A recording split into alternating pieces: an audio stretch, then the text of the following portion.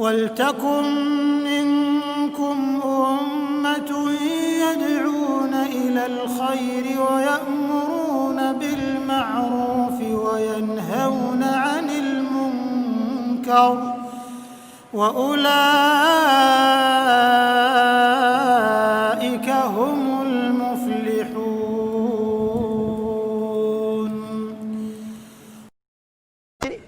Jadi kalau sudah tiba masanya dia akan meninggal hari Senin, tanggal sekian, jam sekian, jam sekian. Itu nggak akan bisa maju, nggak akan bisa mundur. Satu. Yang jadi persoalan, kadang-kadang dalam praktek kehidupan ada orang-orang yang dihadapkan pada suasana tertentu, dia mencoba ingin merubah keadaan ini. Ya, mungkin karena kurang pahamnya ilmu atau karena keinginan yang sangat kuat karena motif tertentu. Ya, misal, mohon maaf, situasi pertama ada anak-anak misalnya kan yang sakit luar biasa, usianya 5 tahun, tapi divonis kena kanker misalnya, ya, kena kanker misal saja, ya, kankernya sudah parah, sudah luar biasa dan sebagainya, ya. Awas, hati-hati. Kemudian tiba-tiba misalnya, ya, orang tuanya berharap kepada Allah, ya, mudah-mudahan ya Allah berikan kesembuhan. Kalau minta sembuh itu masih wajar. Tapi ada kondisi tertentu yang kadang-kadang saking sulitnya menerima keadaan seperti ini, kurang tawakal kepada Allah, tiba-tiba ada orang berkesimpulan, ya Allah, misal, kalau engkau berkehendak mohon ya Allah, saya akan tingkatkan amalan kalau bisa, panjangkan usianya ya Allah, berikan dia misalnya kesempatan untuk terus hidup, nggak apa-apa, misal, saya tingkatkan lagi ibadahnya, atau saya engkau ambil duluan dan seterusnya.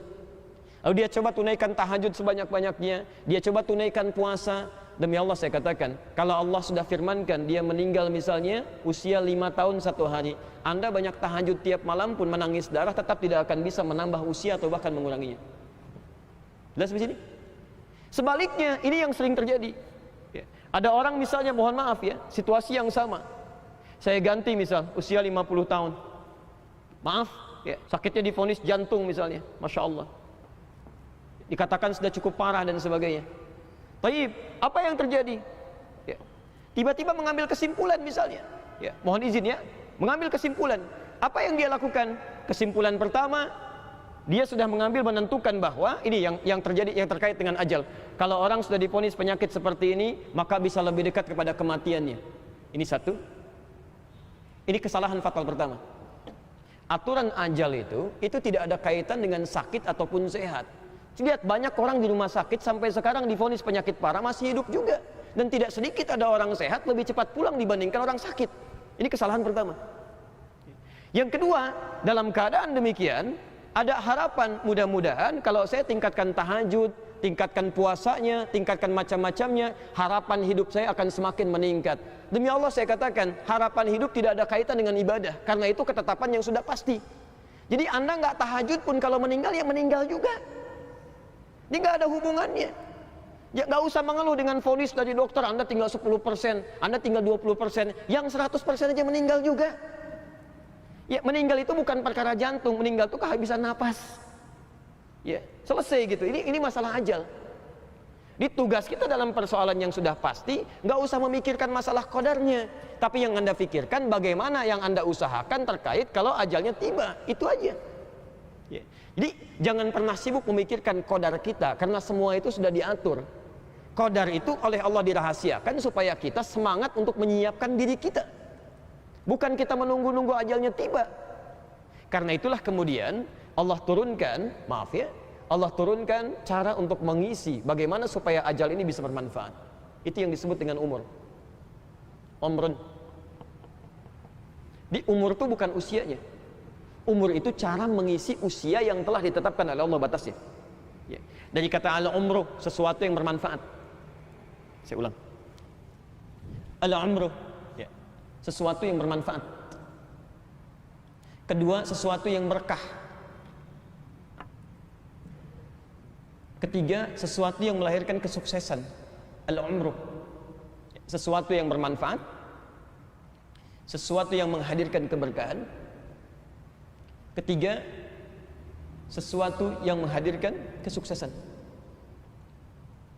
Jadi seakan-akan Allah ingin sampaikan kepada kita, selama ada masa kita untuk bisa melakukan aktivitas, usia ajal itu masih ada, Maka jangan pikirkan antara kematian dengan hidup. Itu urusan Allah, sudah diatur. Anda fikirkan pun tidak akan pernah merubah ketetapan Allah. Kalau meninggal tanggal sekian ya meninggal juga, kalau belum ya belum. Nah, selama masih diberikan batas usia itu, tugas Anda isi dengan umur. Satu, hadirkan segala hal yang bermanfaat dalam pandangan Allah Subhanahu wa taala. Jadi nggak usah mencari-cari qadar yang tersembunyi. Kalau dalam bahasa kiasan ini, la tahriku aswaral aqdar. Nggak usah Anda membakar itu tirai-tirai qadar untuk bisa melihat kapan saya meninggal. Nggak usah nyari-nyari begitu. Nggak ada kerjaan itu. Ya. Vonis dokter itu juga tidak akan pernah bisa memastikan kapan kematian itu terjadi. Nggak bisa. Tidak sedikit dokter mengatakan, ini kayaknya usianya 2 minggu lagi, udah 2 tahun masih hidup aja, dokternya meninggal duluan. Bisa terjadi gitu ya. Jadi Anda jangan sibuk memikirkan sesuatu, jangan bakar tirai-tirai takdir ini, tirai-tirai qadar, hanya untuk mencari-cari sesuatu yang gaib. Itu sudah diatur, nggak ada kerjaan. Lebih baik Anda mempersiapkan diri. Satu, ya, lihat kalimatnya. Kata Al-Quran, hadirkan yang bermanfaat. Jadi kalau diberikan lisan, mumpung masih bisa bicara, sebelum sakaratul maut itu tiba, bicara yang baik-baik. Kalau nggak bisa bicara yang baik, diam aja.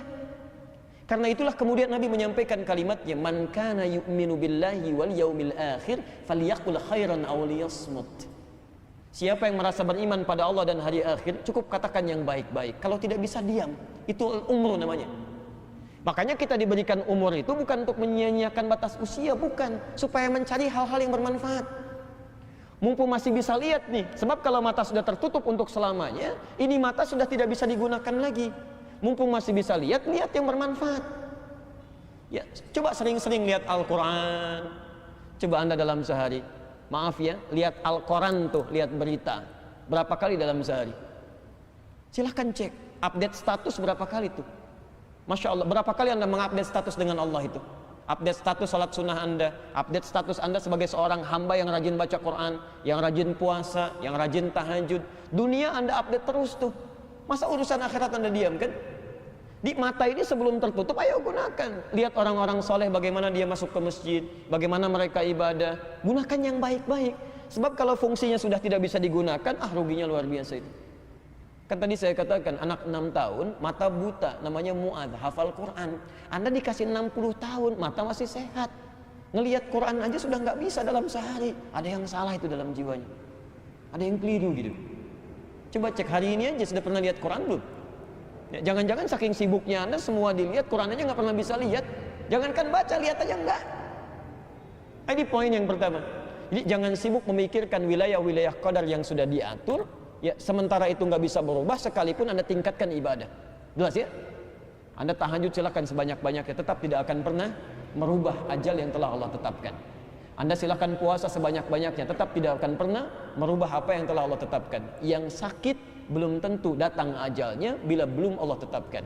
Kematian tidak pernah bersanding dengan sakit dan sehat. Betapa banyak orang sehat bisa pulang duluan, bahkan orang sakit masih terkapar dalam keadaan di rumah sakitnya. Kematian tidak harus datang pada yang sepuh.